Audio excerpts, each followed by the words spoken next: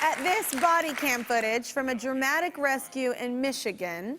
Those are two firefighters risking their lives to save two children stranded on a frozen pond. The children accidentally rode their sled too far onto the ice. The firefighters had to crawl on their bellies, careful not to break the ice. Fortunately, everyone is okay, and today their parents want to share their gratitude in a segment we call Thankful.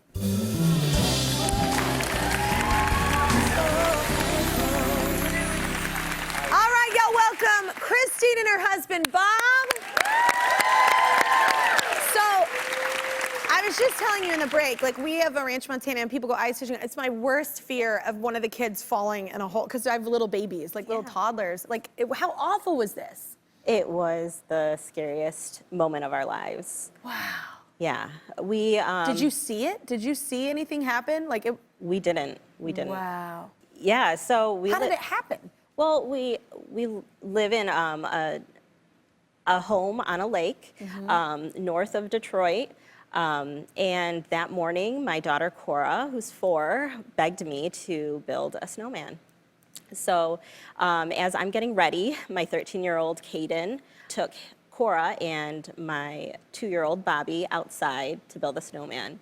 A lot of the times they'll sled on a little slope that we have in our backyard, but it rained overnight and I don't think they realized it. And the sled just hit a patch of ice and kept going.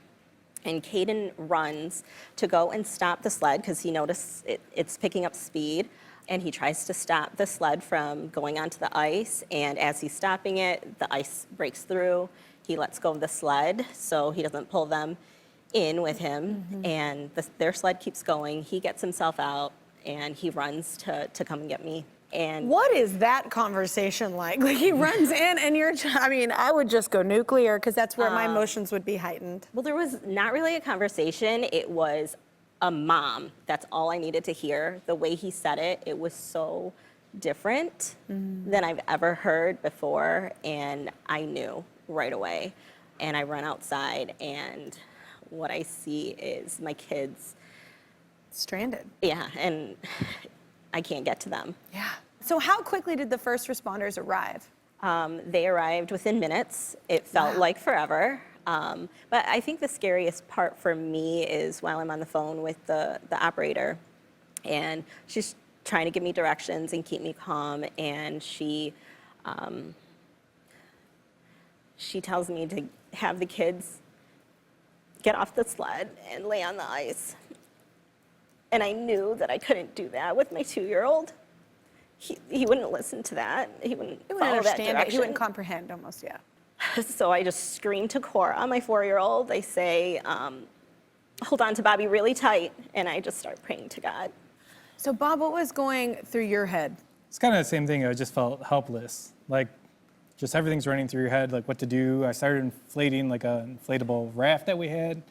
But no option seemed good. So when I was doing that, she was calling 911, and that's when the lady was explaining. That's pretty smart, though. The raft thing, that was smart, yeah. Yeah, it's just like if I got out to them and the ice broke, like before I got to them.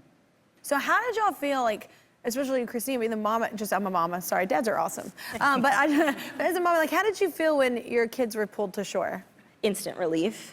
Just watching them getting pulled in was scary because you're thinking, oh my gosh, what if the ice breaks even while they're pulling them in? So once they got to shore and they handed me, they gave me Bobby and I just held him and I couldn't just get enough of him up on me, you know? And I was just so relieved and so thankful to these gentlemen that risked their lives to save my kids. And it was just an overwhelming feeling. I hope I never have to imagine.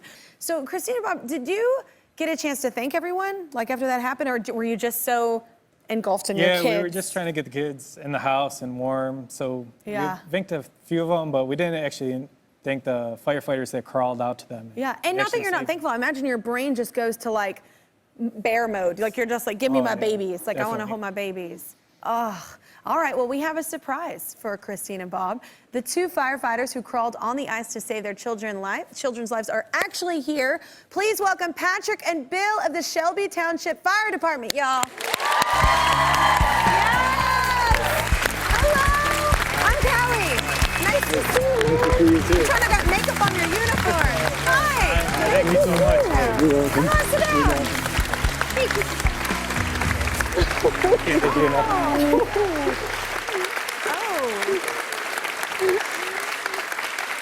Thank you so much.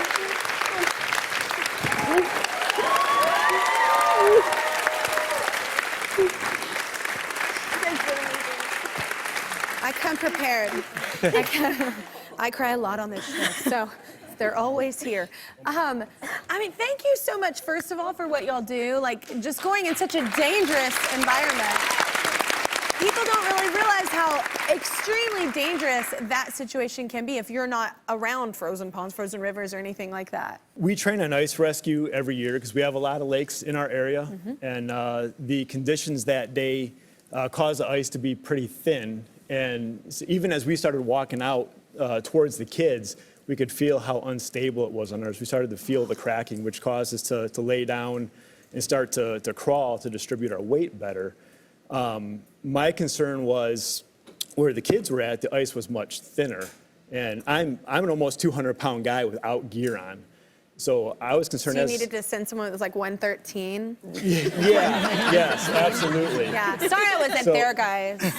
But yeah, I was concerned about causing a breakthrough as I got up to them. Yeah. So I just wanted to get up there and get my hands on their sled and just get it pulled into me so I could get my arms around them and just have control of them regardless of what happened. Yeah. So, I mean, really, when you think about how dangerous that situation was, you think about the water temperature, their ages. Had they broke through that ice before we got there or before the 911 call was made, it could have been a very different outcome. And really, this could not have gone better than how it did. It went very smooth. God bless, yes. Well, is there anything you want to say to these two?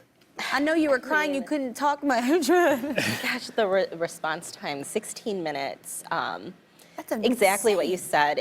If it was any longer, I don't know if my kids would have lasted out there. They're 2 and 4. They're impatient. Your response time was amazing. Just your skill showed, and it was amazing to watch. And we are so grateful for you. The selflessness of your job. It's really something that we train for. You know, every day we train to expect that the worst thing could happen. And as we were going out there, unfortunately, nothing serious happened. We were able to get onto them. And as the best part for me is the fact that when we're pulling them in, the 2 kids were just sitting there laughing and having a good time. Of course. It was a huge relief for us to feel that they were safe enough, that they thought they were, good, and then we were able to hand them over to you. And that, it's fortunate enough that nothing serious happened, and we were able to get a nice little reunion there.